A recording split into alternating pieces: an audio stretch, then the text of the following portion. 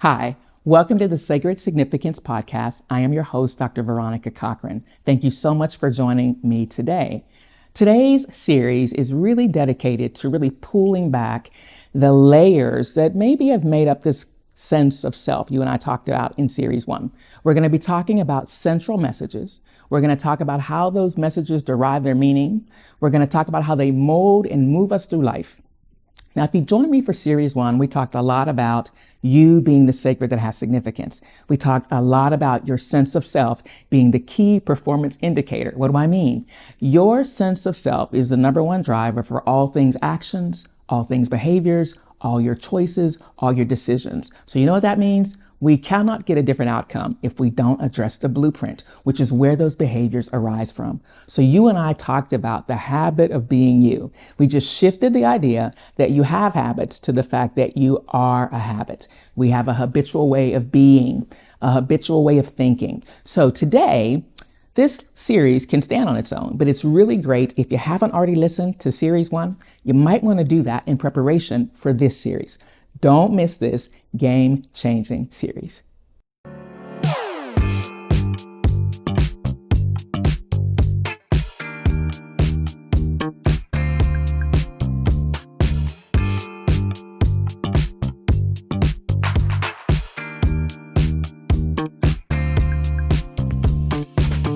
I'm so glad you could join me for series 2. Now, series 2 is all about core messages, right? It's about these messages that we've derived incredible meaning from. They've influenced us. They're deep impressions that have somehow become more internal scripts, these invisible narrators of our world. You and I are going to talk about how these messages have molded our sense of self and as a result have moved through life with us, maybe creating more limitation than liberation. So I want us to have a real conversation about how possibly you and I can rewrite these stories and we can have a significantly different outcome.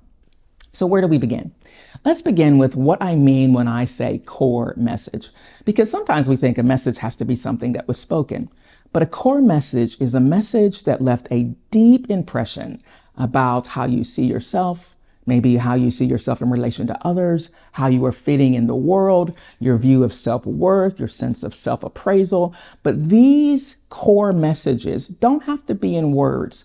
Sometimes it's the absence of an affirmation that can actually be a core message. It can be something you wanted to hear, needed to hear, but never heard.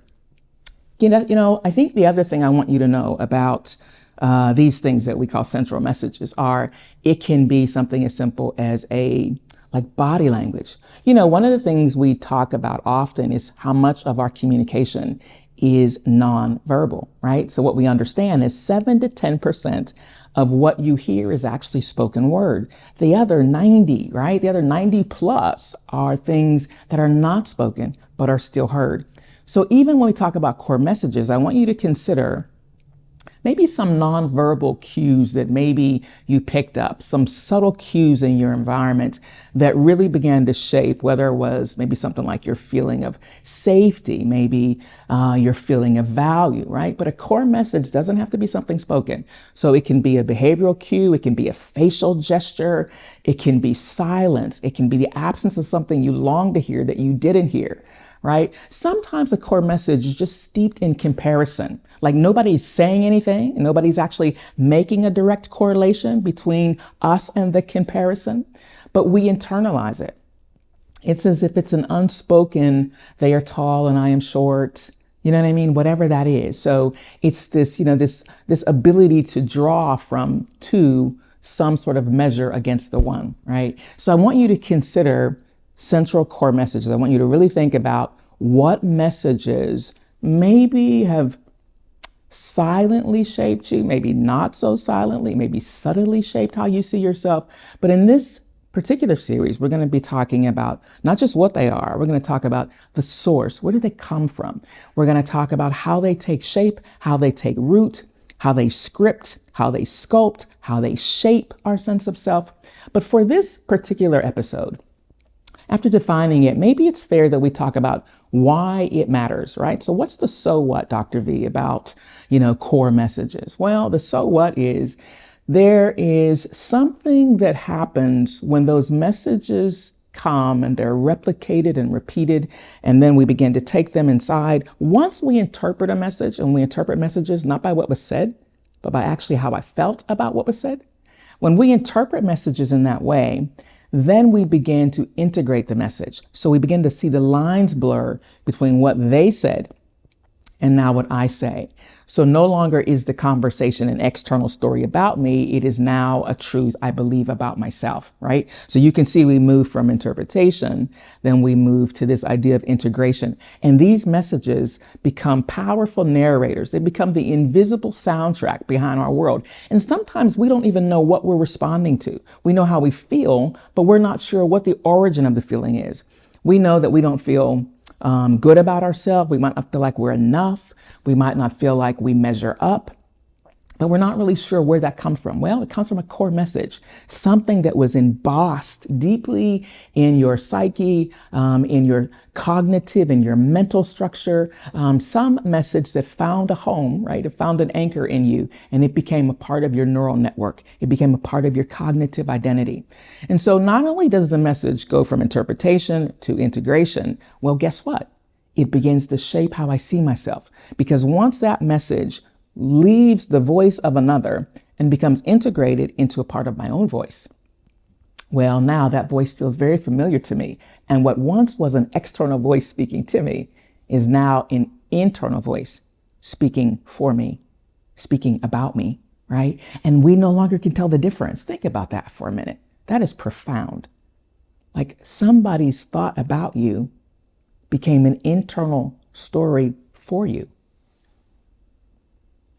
So I wonder how much of our identity, when you think about it this way, is in a sense very much secondhand, right? It's all experience based. It's based on another's experience with us, and then you and I have taken that on. And so instead of maybe truth about us, we have a lot of assumption, we have a lot of innuendo, we have a lot of ideas, we have a lot of lived experience, but even lived experience doesn't necessarily mean it was true. So now these particular messages begin to shape how I see myself. So now those messages that started off as others' stories, as others' ideas about me, right? Now, all of a sudden, those scripts are shaping my identity. How does that happen? Well, you and I begin to gain our own sense of self-knowledge from those storylines. So what I've come to know about myself is what you told me was true. It's what your story implied. It's the embossment and the influence and the impression your story leaves that I have about myself. So you can see that the danger of a message that goes unchallenged and unchecked is it just takes root in me. And anything that takes root, guess what? There is fruit. Now, we may not like what's growing, which is why you and I are here today, right? Because maybe I don't like the outcome of the messages. Maybe I can sense the subtle scaffolding of the message and the way it's moving and shaping me. And maybe I'm trying to figure out how do I fix that? How do I change how I see myself, how I write my story? Well, that's the reason we're talking today, right? You and I are talking about how do we rewrite our story? Man, I think of Esther, right? And Esther had an incredible plight. And what the king said to her was amazing. He said, look, I can't do anything about what is currently on record, right? I can't rewrite the decree, but you can. He actually said, you can rewrite your story. See, most of us don't even understand what that really means. We can rewrite the messages. We can internalize the messages that are sound, that are sacred, that are absolutely in support of our truest and best self. And as a result, our entire world changes. Because why? Our key performance indicator, known as our sense of self, is the number one driver for the way the world reflects our identity back to us, right? So in Esther's story, the king said, rewrite the story. Write it the way you see fit. Well, I want to empower you. I want to equip you. I want you to have deep, essential understanding about how those messages might have shaped you in a subtle and maybe even unknowing way. I want to help you figure out how in the world do you get free from the bondage of those messages? How do you begin to move in the liberty that is yours by way of the sacred essential self that you are? How do we begin to do what Esther did? Rewrite our story. So many of us are praying for a different outcome, but we're perpetuating the same. We're praying that God would hear us and do something new and different, but yet we're participating in keeping the old anchored in place.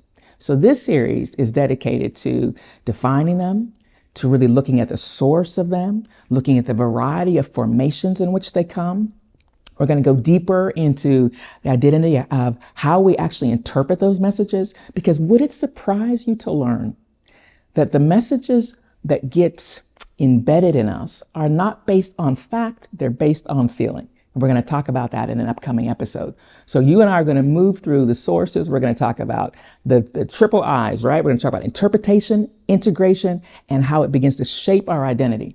So what I'll leave you with is this, right? I want you to really think through not just, maybe the profound impact the messages have had on you, but that's not our stopping place.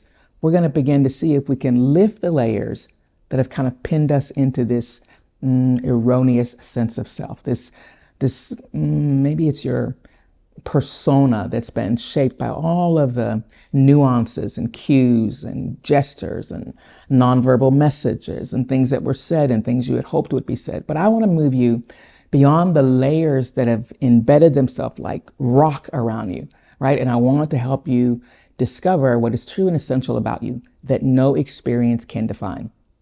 Remember Jacob? Jacob had a core, when I talk about a core message, you talk about a central message. We talked about this in series 1, how the message of his mother was, you can't get this blessing as you.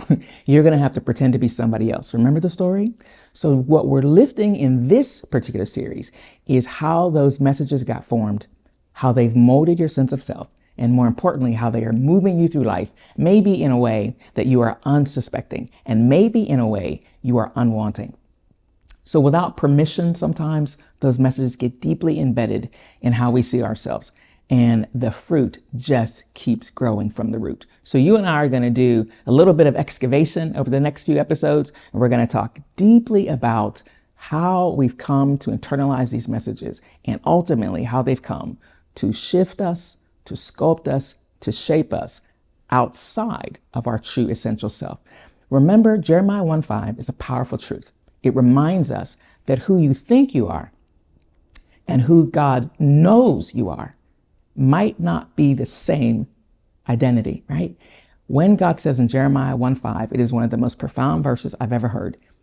He says, before I formed you, I knew you. Before you came through the birth canal, I already knew you and I had already appointed you.